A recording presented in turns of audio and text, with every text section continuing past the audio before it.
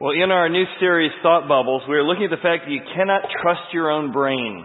And whether it was our CEO who thought he was great at multitasking, despite the research that shows that only 2% of the population can multitask, to which all of us go, wow, I'm part of the 2%.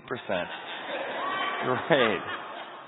And that song, Mr. Know-It-All, is we have a tendency to think we know it all, and yet you just saw from that last clip, you can be staring directly at something. And as a magician myself, I know exactly. You can use misdirection to have somebody look at one thing while lots of other things are going around you. And often what happens, as we look at the second edition of Thought Bubbles today, is that if you don't learn to reflect on your thoughts, begin to see the things that are in the peripheral of your life, the thoughts that come in out of your life, you can be deceived, you can be tricked, even lies can come knocking into your door and come into your hearts as well. So last week, if you were with us, we encouraged everyone to take a brain. And if you didn't grab a brain last week, we'll have some more for you on the way out today. And we asked you to use this brain to track your thoughts for a week, to track your triggers, to backtrack your reactions, to look for thoughts that may have snuck into your behaviors from the past, from your past scars, from situations. And by tracking those, we would try and figure out how we could get a little freer last week. Well, I did some myself. I didn't do it every day, but I did track several days, and I was amazed at some of the thoughts I tracked. One of them, I was working on a car with my son. We're doing a little body work on the car, and as we were doing that, I get a phone call from my daughter from college.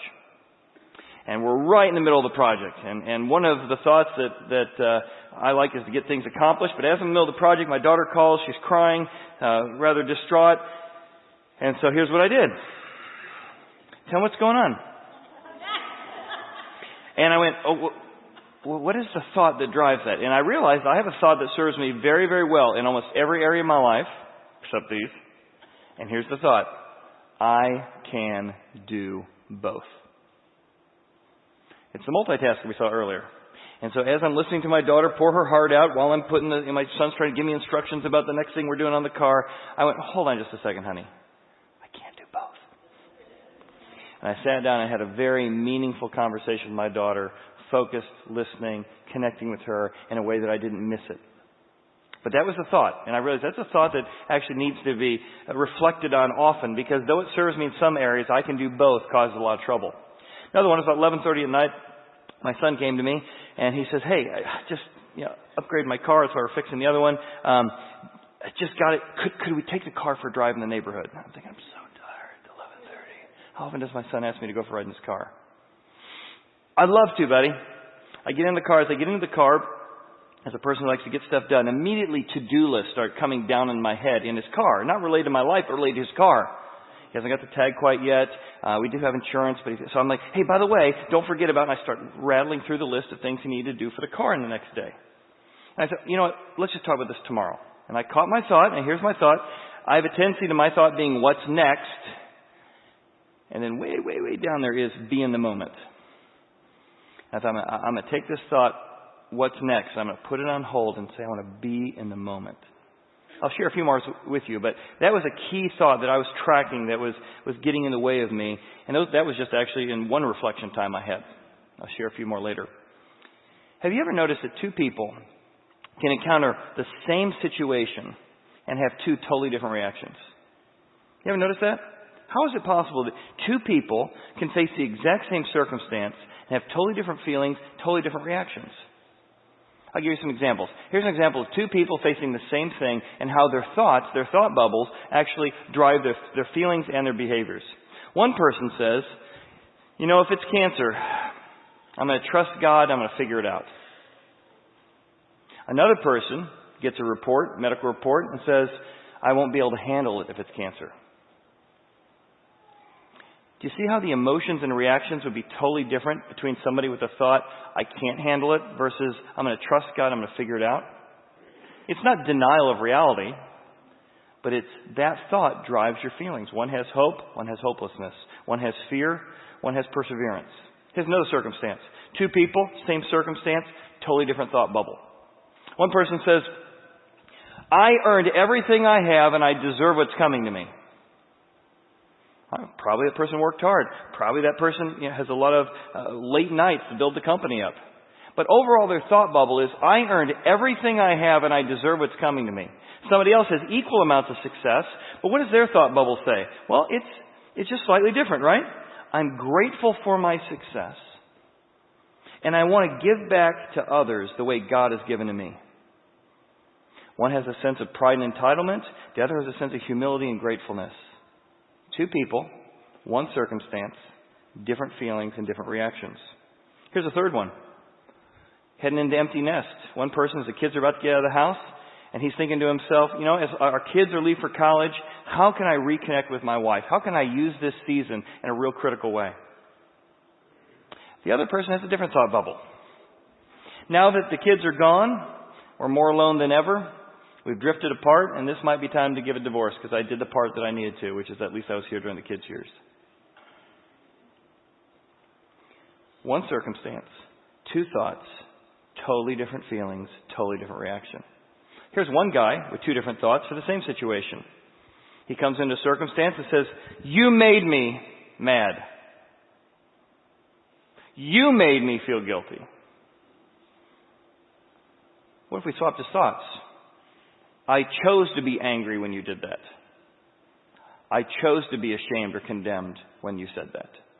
Do you see on one situation the person is totally in control. The circumstances and people in life control his emotions. The other one says, no, despite what happens, I can choose how I respond. Those two thought bubbles totally change your reaction, which is why what we're going to look at today is this principle. We don't react to people and circumstances. We react to what we think about people and circumstances. Now, if that's true, that we react not to people and circumstances that we can't control, we react to what we think about people and circumstances, which we can control, then I've got great news for us. We can get back in control of our lives. Instead of trying to manage or manipulate things that we can't manipulate and fully manage, like people and circumstances, we can say, I can choose to be in control of how I think. Therefore, how that makes me feel and how I react to people and circumstances. And this is a real process of real change that the Bible outlines with 3 steps. Step number 1 is to sort of recap from last week. Step number 1 is to reflect. You can't change your thoughts until you know your thoughts. So one of the reasons we told you to track your thoughts for a week, and this will go on for the next 6 weeks, is because if you don't know what the thoughts are, you're not going to be able to change them. Now the Bible speaks about reflection on your thoughts using a battle metaphor or a war metaphor. It says, for the weapons of our warfare, you got to go to battle. Every day there are thoughts trying to kill you. Every day there are thoughts trying to destroy your marriage. Every day there are thoughts trying to destroy your future or your hope. So you got to come to your life with a battle mindset. And that battle mindset is, I got to reflect on who's trying to shoot me, what's trying to get into my life, what's trying to get past my walls, what's trying to get past my barriers. The weapons of our warfare are not carnal, which is like weak for the sake of this conversation, but they're mighty. And we're going to give you some mighty tools, Paul says. These are mighty in God. And what these tools will do is they will pull down, yank down strongholds. And what's a stronghold? A stronghold is a thought that has stayed with you not for minutes or for months, but for decades. And it's become such a strong part of you, you no longer recognize it as a lie or a bad habit or a bad pattern. You think it's now you. I am angry because I'm Irish. I am driven because that's my personality. And that stronghold is you don't recognize or can't even reflect on the lie anymore because you think it's who you are.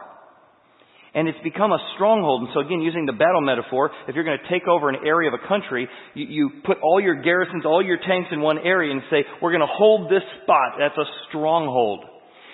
And what God said is this process of reflecting on your thoughts will let you take back strongholds, areas of your life that you haven't been able to take over before, and you'll be able to, cast down or pull down arguments. Arguments from thoughts in your mind that tell you to be angry, or tell you to make excuses, or tell you to rationalize, or tell you you've got to get more done, or I'm the ultimate multitasker, or I can do both. You can pull down, you can yank in, you can cast down the argument thoughts going on in your head. Now, science has confirmed what the Bible's been saying for years. My father-in-law recently was diagnosed in the last 3 or 4 years with PTSD coming back from Vietnam. Undiagnosed for 30 years. Now there's a stronghold. 30 years seeing the horrors of war, Imagine the kind of things that get deposited in your mind from that. Coming back from Vietnam to be booed and spit upon and called a baby killer. You think about the shame and the name calling at 2024 that puts into you. Dealing or not knowing how to deal with all that, imagine the ramifications of that, of being emotionally, unavailable to yourself or your spouse or your kids, and imagine the impact of that stronghold on future generations. And then imagine that one of the things that also happened while you're in Vietnam is that everyone in your platoon was killed except you. Think about all the thoughts that get put into your head from that kind of trauma. And what he has found by going to the VA is the VA uses cognitive therapy. It's one of the only researched methods for helping people move through PTSD, and it's exactly what the Bible describes here. You start by reflecting on the thoughts that you have. You dig in and discover them. You learn how to capture them. You learn how to change them. But it begins with a stage. I had a friend who's a psychologist came up to me several months ago and said, Chad, I teach this stuff all the time. I've seen people change from this. Keep teaching it. This is so great. This is so helpful. The person said, but what's ironic is though I teach this stuff all the time, I'm amazed at how easy it is to tell other people, but I find that I still am captured by some thoughts and some patterns and some lies. And though I can give other people instruction to do it, I still find myself stuck. That's a stronghold. Now, how do you know what your strongholds are? It's easy to see other people's strongholds. But here's how you find your stronghold. It's very easy. Very easy. Listen in on any family reunion discussion. Listen in. Everybody talks about everyone else's stronghold. You're sitting down at the couch. Uncle so-and-so's not in the room. The conversation goes like this. He's really always been like this. Ever since his father, ever since he grew up with, stronghold. Can't talk, can't encourage. Then listen a little bit more. Always been critical. I think the reason they've been critical is blah, blah, blah, blah, blah, blah, blah. And you jump in, and you become armchair psychologist. And what are you doing? Whether you can diagnose the solution or not, you can identify that stronghold. So just guess. Just guess. If you're talking about your family members when they're not in the room, they're talking about you when you're not in the room. And what would they be saying about the patterns they observe, the stuck points you've been in? That's your stronghold. I talked to a guy recently. He's in his 20s. He said, my dad and mom are going through a very difficult time. And I asked my dad, what's going on? He said, well, your mom, she never really felt love growing up. She always felt driven. She always felt a lot of shame. And so she's never been able to. Stronghold. It's a place that those lies have so sat in and protected. You've got to reflect and arm yourself that you're going to go to battle if you want to change. It's a Catholic mystic who uses the analogy I love that your mind is like a room full of doors. And that most of us have a mind with room full of doors, and our whole life we've left all the doors open. No thoughts have to knock before they come in. No lies have to knock before they come in. So our whole life we've left all the doors open. And so we let people's thoughts come into our mind and dump trash all over our life, and they walk in. Somebody else comes through the door after a situation. They drop fear in this corner and rejection in this corner, and they're gone. We never learn the discipline of saying, you got to knock before you come into my mind. And yet that is a discipline that will serve us well. To learn that our thoughts need to knock before we let them in.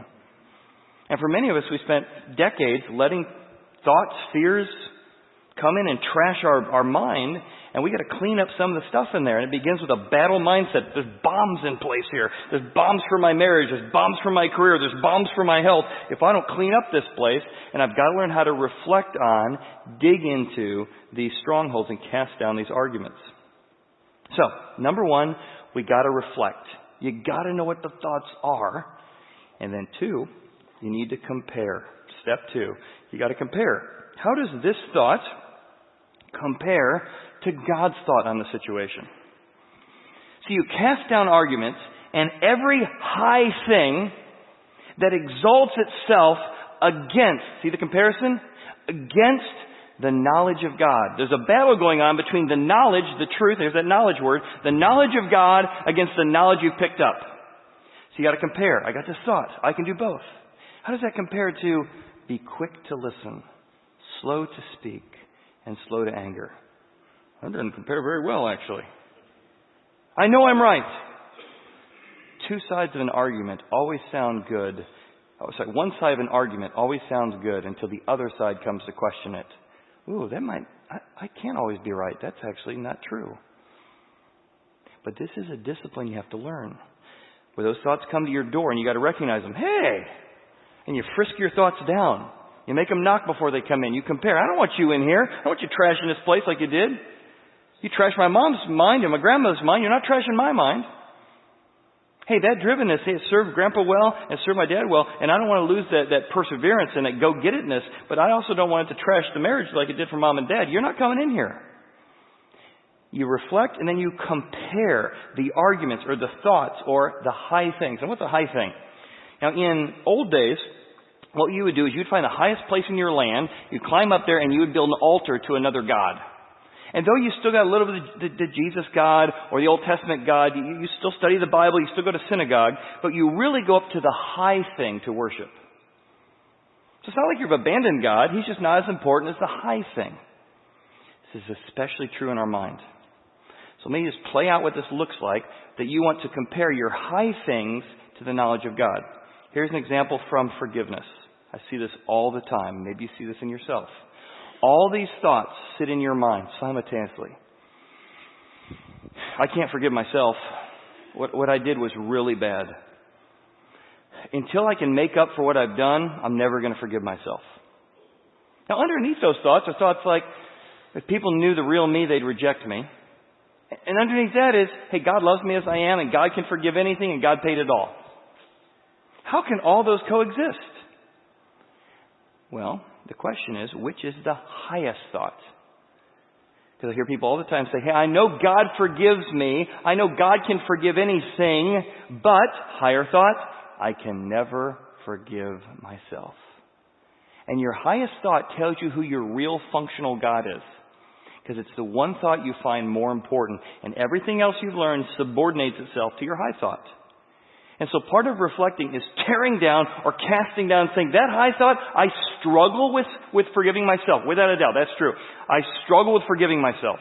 But I'm going to subordinate that thought to, God's forgiven me, and I'm going to trust His word over mine. God says, I can't make up for what I've done, but what Jesus did on the cross makes up for everything I've done, past, present, future. And there's no guilt and no condemnation in Christ. So I don't think I believe that. But you see how if you did believe it, it would bring a lot of freedom into your life? Let me give you a marriage example. So, in marriage, there's lots of high thoughts. Things you know to be true and what you really do. Your highest thought is, I'm right here. Next thought, he or she's disrespecting me the way they're talking. Next thought, hey, listen, I'm trying harder, and listen, I can't change anymore. Another thought, reconciliation is more important than who's right in the situation, that we're together. Another thought, I need to bear all things, forgive all things. God didn't stop pursuing me when I was wrong and when I was obnoxious. When God was in the right, He still pursued somebody who was in the wrong. Now, when you're in an argument, which one of those is your highest thought? I've heard myself say I can't change anymore. I've caught a thought that says I'm trying harder than she is. I've caught lots of thoughts that say I'm right here. Rarely does in that moment the thought come up that says, you know what, God changed an awful lot. He went from a multidimensional being to becoming a human being to dying on a cross. That's a lot of changing. If He did that for me, I need to continue to do that for my spouse. If that was your highest thought, do you think that might contribute to the health in your marriage?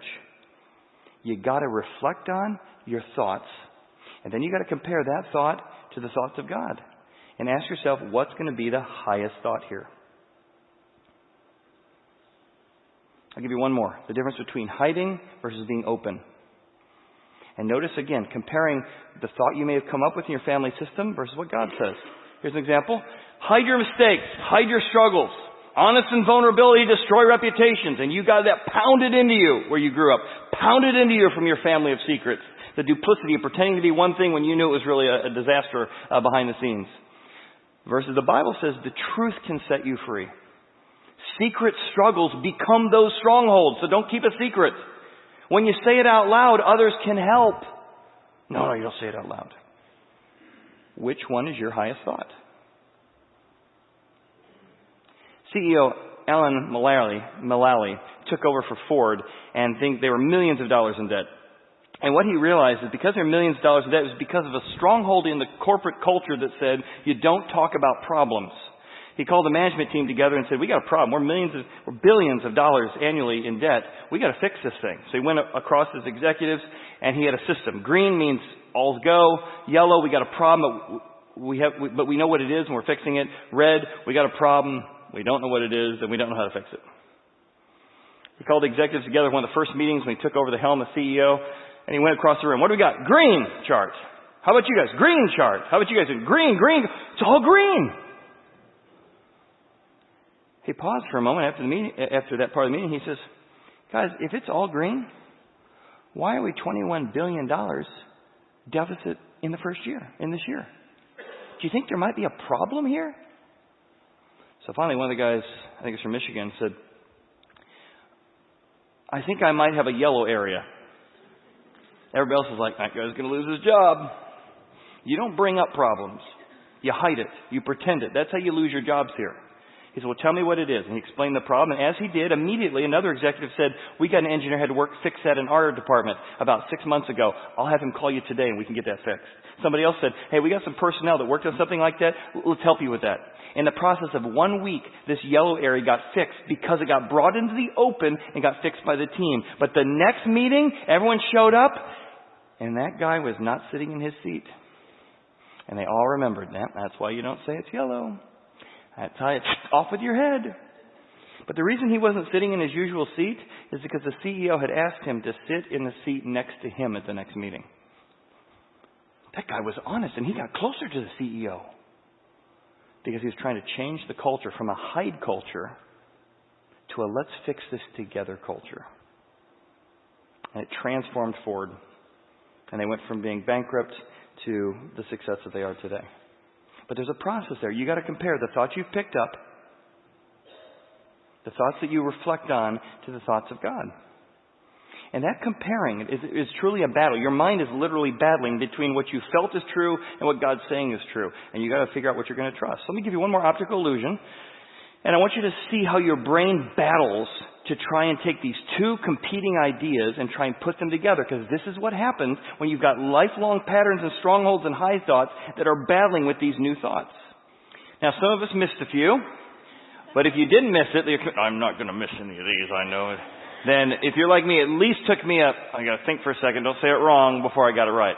Because what's going on, your mind is processing your instinct, comparing the two, and then choosing to do one versus the other. It went slower, but you got it right. The same thing is true if you want to be free from these thoughts. It's going to go slower because you're going to go, oh my goodness, I got to think about my thoughts. Then I got to compare my thoughts. Chad, I got stuff to do. Yeah. You got stuff to do, and it's going to be all strongholds and high stuff, and you've been doing that same thing. And I'm telling you, in some areas of your life, it's done well. Some areas, you got a train wreck coming. So in these areas, don't work on all your thoughts, but work on a few specific thoughts. I'm going to reflect on this thought. This thought is affecting me. I want to compare this thought. And then I would encourage you, if you're not a Bible reader, if you don't believe in the Bible, there's great wisdom in there. Just go find some wisdom on this particular topic of something you're working on so you have something to compare to. How might your marriage be different if you took this verse? Be quick to hear, slow to speak, slow to anger. Well, I do the opposite. I'm quick to anger, I'm quick to speak, and I'm slow to listen. Yeah, that explains the last 30 years of your marriage right there, doesn't it? Wouldn't all of us be better if we were quick to listen, slow to speak, and slow to anger? But the process is, I didn't do that here. I got to compare. And then here comes the most important stage for today. You got to capture. You can't capture something you haven't found. So the Bible says you got to capture your thoughts. Look, bring every thought captive. Bring every single thought coming into your mind. Every door is now closed. Every door is locked. Anyone who wants to come in here and handle my feelings, motivate my life, affect how I react, every single thought needs to come through a locked door. I'm going to frisk you down. I'm going to check your agenda. I'm going to figure out what you're really about. Take every thought captive. Take it into captivity. Lock it up to the obedience of Christ. Comparing that thought, I'm not letting any enslaving thoughts come into my head anymore. I'm not letting any enslaving thoughts come into my mind anymore. I got to learn how to capture these things. And I'm telling you, if you'll do it, it will not only bring freedom into your life, it'll bring freedom into your kids' life and your grandkids' life, because whatever thought you free is less stronghold you pass on. Take every thought captive, into captivity to the obedience of Christ.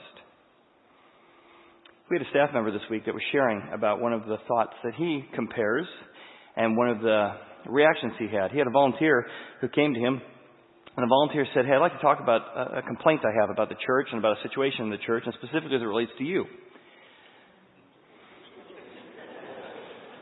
Okay, so somebody says that to you. What happens? Defensiveness. You're already ready to go, right? You're already in arms. I'm right, they're wrong. As a staff member said, and as this person brought up this issue, I asked some clarifying questions, asked for a little more details on it, and the volunteer turned to me and said, I got to tell you, I've been in business for 20-something years, and I've confronted people, business and otherwise, on a lot of things. I've never had anyone handle it as well as you have. You were open, you were humble, you weren't defensive, you weren't a doormat. How were you able to do that? I've never seen that in business, let alone in church. He said, well, I got this verse from Hebrews that I try and use in these kind of situations. It says, be a blessing to those who are in authority over you. Like that's in the Bible? Be a blessing to those in authority over you. One of the things that a pastor is supposed to do is a pastor is supposed to equip the saints or the volunteers in the church so that they can accomplish the purposes God has for them. So in one sense, not that we work for the congregation, but we're here to serve. And so if we're not serving well, we want to be open to, if we're not serving well, how could we do better? Or if you have a boss, same way, he said he uses this principle for his bosses throughout his life. When you have a boss, what if every time your boss came to you, your primary thought was, how can I be a blessing to the people who are in authority over me? Well, this has got to be a tough conversation. They may have prayed about it. They should have prayed about it. But whatever it is, it's going to be tough for them to bring this up. I want to make this as easy as possible for my boss to bring this up so that we can do better. I don't know where in the chain of command that thought was, but it was not on my list. Let alone at the top of the list of, I want to be a blessing to the person confronting me because I want to be humble and I want to be open to change. That's somebody who's learned how to take thoughts captive. I saw an interview a few weeks ago with Melinda Gates talking about her faith and talking about the impact of her faith and her spiritual disciplines on she and Bill Gates' family. And I asked her, I said, how does it feel? Richest family in the world, how does that impact your life? And she talked about their foundation, how exciting it was to work personally with saving little lives and eradicating diseases off the planet and changing ecosystems financially. And then she began to speak about her husband, Bill Gates. And she said, here's the thing. Yes, we have lots and lots of money, lots and lots of opportunity. But Bill was lucky. He was lucky to be at the right place at the right time of technology, in the right country, in the right place in history, that what his inventions were and what his developments were, we've been incredibly blessed. We had incredibly lucky circumstances that have put an incredible sense of stewardship into our life that we need to give back. And we need to help other people have the chances we had. Wow. Now, I like that thought. You might like that thought. You might immediately have another thought. Sure, you can say that if you're Bill Gates. Must be nice. Right? There's other thoughts. And then you end up envying people who have more money than you. You end up demonizing people who have more power than you. And you got to take those thoughts captive. Capture that thought. Oh my goodness, this is what's driving my envy. Oh my goodness, this is what's driving my entitlement. Well, that guy didn't earn his position. Capture those thoughts. And then replace them. We'll talk about that next week. Replacing the thoughts. But you got to capture the bad ones first. It's like this. Have you seen your kids or grandkids are playing this game, Pokemon Go? Now, if you haven't played it, and I know you've seen it, because actually children are leaving their homes and leaving their devices, and they're wandering around outside. It's amazing. Like we haven't seen this many teenagers outdoors in like a decade. And they're taking their phones, and they're walking around, and what they're discovering is there's an invisible world all around them. This church, if you walk around this church, there are pocket monsters, Pokemon, right now, sitting on pews, sitting up here, sitting on the rafters, and you'll find one with your phone. You're like, I got to capture him. And you take the stupid ball, and you got to capture that ball, capture that monster. I was sitting at a restaurant the other day, and I saw these three businesswomen in front of me, and I noticed on their phone, as they're on their phone, instead of just texting, I see this. When you see somebody doing this with their phone, they're catching Pokemon. This is the movement, throwing the ball to catch a Pokemon. And what Pokemon has done, Pokemon Go, is shown us in the world around us is an invisible nether world where there are monsters and creatures all around us, and they have to be captured. And in the same way, the Bible says there are thoughts all around you. In your home, in your kitchen, in your bedroom, in your workplace, in your office. And you better learn how to capture those thoughts, or they're going to destroy the things you care about. And so literally you're walking around, I see one, and it's a battle. I got to catch them all. And I reflect on it, and I arm myself to pull it down, to cast it down, to compare it to truth. Oh, that's not a monster. Oh, that's fine. Oh, there's one! And I compare it. I got one, and I capture it. That's the process by which the Bible describes there is an invisible world all around us of thoughts and lies. And as we learn to reflect, compare, and capture, we can be freer and freer in our lives. I'll give you a couple more examples. And again, I'm trying to give so many examples in the series because I know somebody's like, because we haven't learned how to do this, you might go, oh, that's me. That's me. So as we're going through the series, you might want to write down, oh, that one's me. Thoughts to capture. Maybe you have a tendency to polarize or exaggerate in your mind. It's become not exaggeration, but a stronghold. You say to yourself, I've blown it completely, when you made one little mistake. Don't you have to have this conversation with your teenagers all the time? The whole day is ruined. What happened? I got a text from a friend of mine who said something nasty. Well, that's bad, but it's not the whole day is ruined. I never do anything right. What are you doing when you're talking to your teenagers about that? You're trying to help them capture thoughts. Reflect on it. Compare it. You always ignore me. How many times have you said that to your spouse and it was helpful? And yet you keep saying it. Versus, yesterday I felt like you weren't really fully engaging when I had that conversation. Wouldn't that be more productive than you always ignore me, would put someone on the defensive? You never help out. Here's another one. These are all thoughts around. These are pokey monsters all around us we need to capture. These relate to our identity. I am my kids' obedience. You may not have worded it that way, but that's why you feel good when your kids do well, and you feel ashamed when your kids don't. And that's why your reputation in your family is so much about hiding when we do stuff wrong, because I am my kids' obedience. And think what you've done as a dad or a mother. You've put your identity into the hands of your 10-year-old. It's just not wise, my friends. It's just not wise. And you're not reacting to your son or daughter's behavior. You're reacting to what you think about your son and daughter's behavior. And you've let that thought come into your mind. Oh, you're a good mom. And some days you're feeling great. Other days, you're a horrible mom. Can you believe it? Make your thoughts knock before they come in. A couple more up here. I am my lawn's perfection. I am my success as a worker. So one day those thoughts come in, had a great quarter. Oh my goodness, you're doing well. The next quarter they come in. Oh, maybe not so much. I tell it like it is. All right, well, maybe you're just rude. Never invoke a conflict. Versus, there's things that need to be talked about. I'm not lovable. I'm not beautiful. Here's my encouragement. Last week we talked about reflecting on our thoughts. This week I want us to start capturing them, comparing them. Make every thought, or at least a few thoughts that you're going to focus in on, make them knock before they come in. Make them knock. I want you to try and identify one stronghold, one high thought we've identified. What's the thought that has driven that into the pattern in your life? What is that? And I'm telling you, it takes time. But as you get good at this, as you get better at this, you're going to find yourself freer and freer. It's easier and easier to do it. More and more freedom comes into your life. So I want to put a list up on the screen. And that may strike you to go, oh, that's probably one of mine. But this week, I want you to try and track a thought. Don't ask for help. Oh, my goodness, that's been mine. You owe me. Maybe you have a tendency to get attention by going, oh, poor me, look at how hard it is. That's probably true. There's some bad things. But the way you get attention is through poor me. Don't talk about your feelings. Talking about it only makes it worse.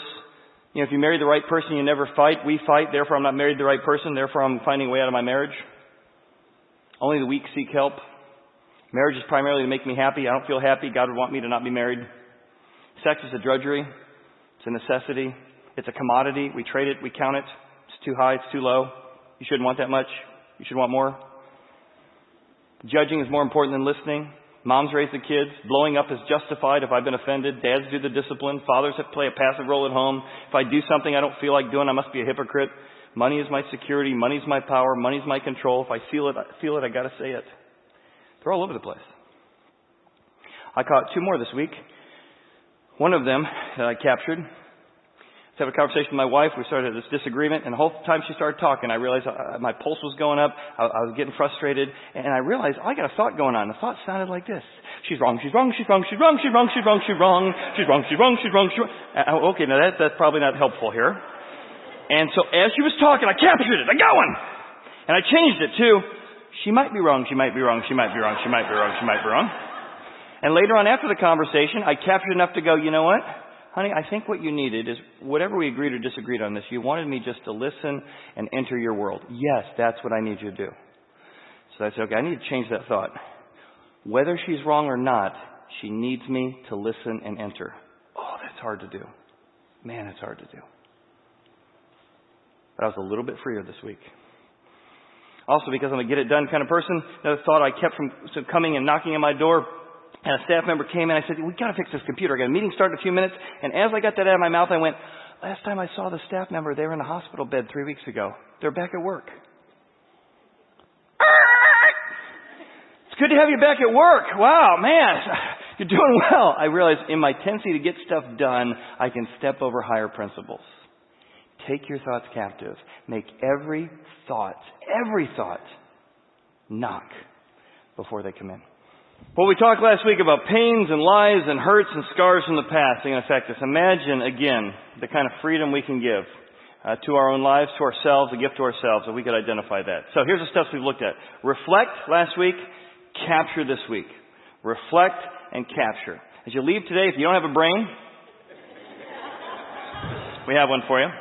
Don't leave your brains at the door. So if you need another reminder because you threw yours away or lost it, feel free to grab another. We've got 500 left. Grab yourself a brain. Use this as a trigger. Use the Post-it note we gave you as a trigger. What's the thought I'm trying to capture? And we'll see you next week for the third stage of this incredibly practical process. Thanks again. We'll see you next week.